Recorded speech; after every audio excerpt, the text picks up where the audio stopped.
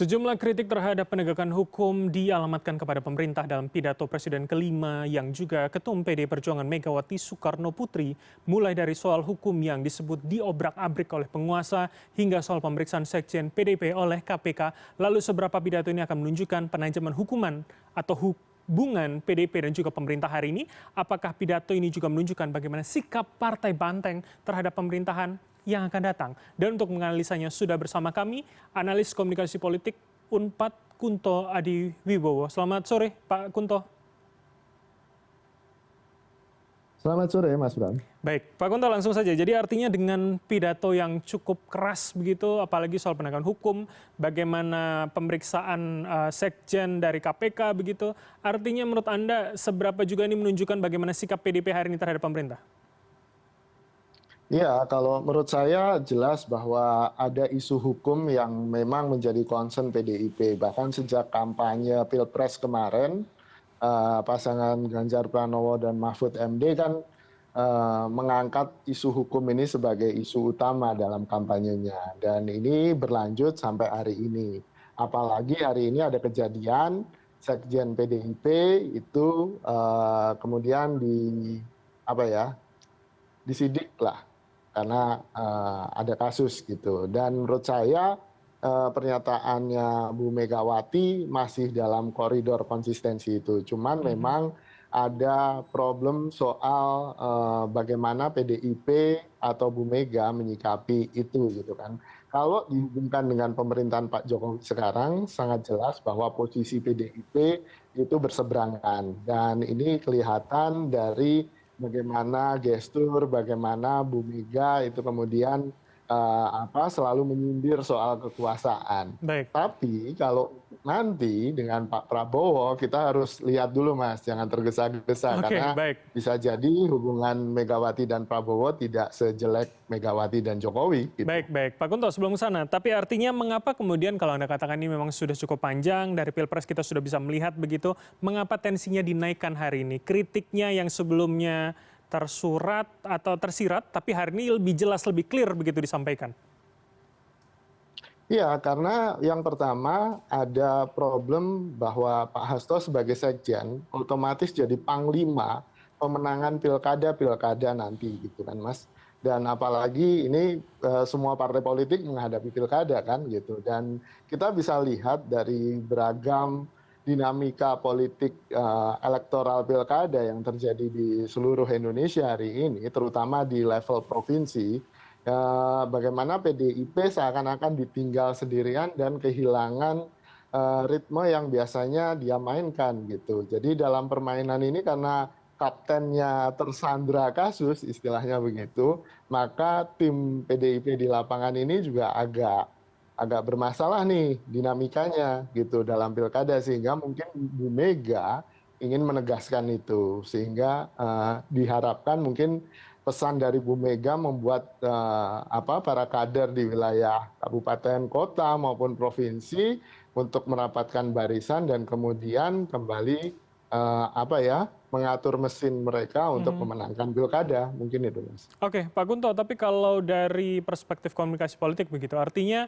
pesan ini lebih clear bagaimana soal lebih umum penegakan hukum di Indonesia, atau kemudian hanya karena sekjennya sedang diperiksa, terus kemudian hari ini wali kota Semarang juga diperiksa oleh KPK yang juga kader PDIP begitu, jadi lebih spesifik bahwa memang ada dugaan partainya begitu yang menjadi sasaran.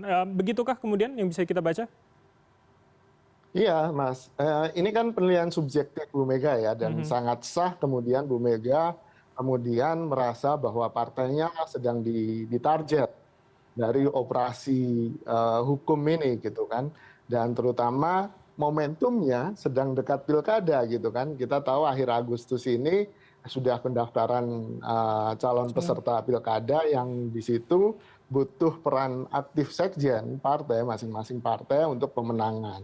Nah, di sini kan kelihatan bahwa ada pelemahan yang sistematis, dan saya pikir karena Bu Mega juga sangat mengenali operasi-operasi ini sedemikian rupa, walaupun mungkin waktu kemarin Bu Mega tidak jadi korban gitu kan, tapi Bu Mega merasakan pola yang sama sedang menargetkan kepada PDI Perjuangan gitu Mas. Dan sangat sah sih kalau menurut saya Bu Megawati kemudian menyampaikan ini. Dan apa gertakannya Bu Mega untuk kemudian saya punya anak buah yang preman banyak loh gitu, dan juga saya akan menemui Kapolri kalau Pak Hasto ditahan, itu kan semacam bluffing politik ya. Ini kan kalau di politik kan perlu juga Mas untuk kemudian secara komunikasi apa ya, menegaskan posisi lah, posisi saya di sini gitu. Oke. Dan saya nggak akan mundur sejengkal pun. Dan menurut saya ini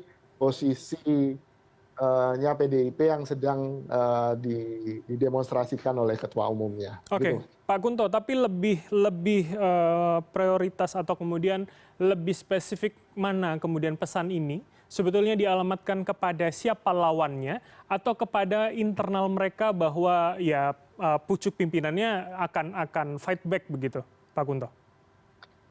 Ya, kalau menurut saya kan ada dua hal ya Mas dalam politik. Yang pertama adalah politik ideal. Secara politik ideal harusnya Bu Mega tidak mengkomunikasikan apa yang dia sampaikan di Perindo kemarin, di acaranya Perindo kemarin gitu. Seharusnya Bu Mega lebih menghormati apa ya, statementnya agak lebih menghormati proses hukum, menyerahkannya pada proses hukum. Itu ideal politiknya dan itu memberikan edukasi politik kepada masyarakat dan juga ke internal partainya.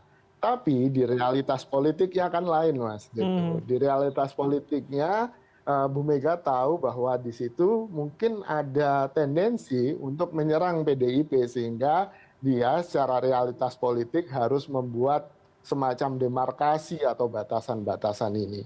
Dan ini secara komunikasi ditujukan kedua pihak, baik itu secara eksternal maupun internal. Internal paling tidak untuk merapatkan barisan, eksternal untuk kemudian ya jangan macam-macam, kita punya batasan. Gitu, Mas. Oke, baik. Jadi bisa diarahkan atau bisa kita tafsirkan kepada dua pihak begitu ya. Oke, saya ingin masuk Betul. pada bagaimana kemudian kita juga membacanya, apakah ini juga menggambarkan bagaimana hubungan PDIP dan pemerintahan berikutnya. Tapi yang menarik dalam kesempatan yang sama, Megawati juga menyebutkan atau mengkritik bagaimana pemberian gelar Bapak Pembangunan kepada Soeharto yang kemudian Megawati menanyakan pembangunannya di mana. Yang kemudian kalau kita kaitkan Prabowo itu dekat dengan presiden kedua pada saat itu. Jadi bukankah ini juga hal yang bisa kita kaitkan begitu dalam sebuah komunikasi, Pak Kunto?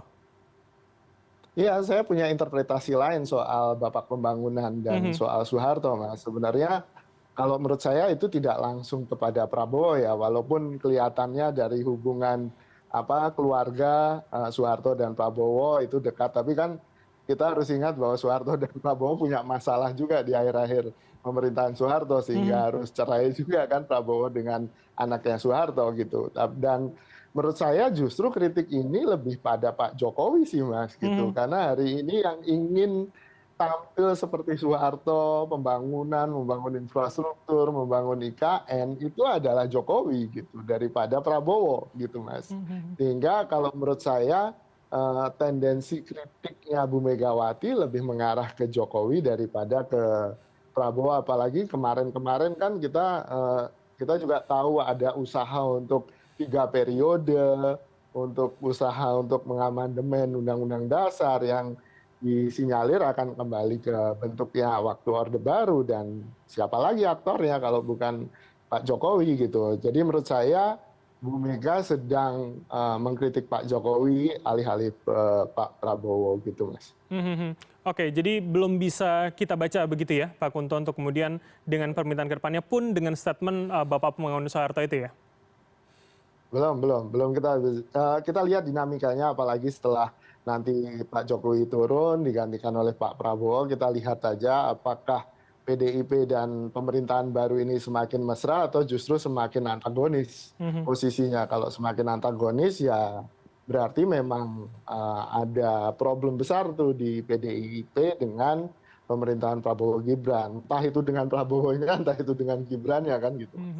Oke, baik. Kita akan tunggu bagaimana ke depannya. Terima kasih atas waktu dan juga insight dari Anda, Pak Kunto Adiwibowo, analis komunikasi politik dari Unpad telah bergabung sama kami. Selamat sore, sehat selalu, Pak. Selamat sore, sehat selalu Mas. Terima kasih.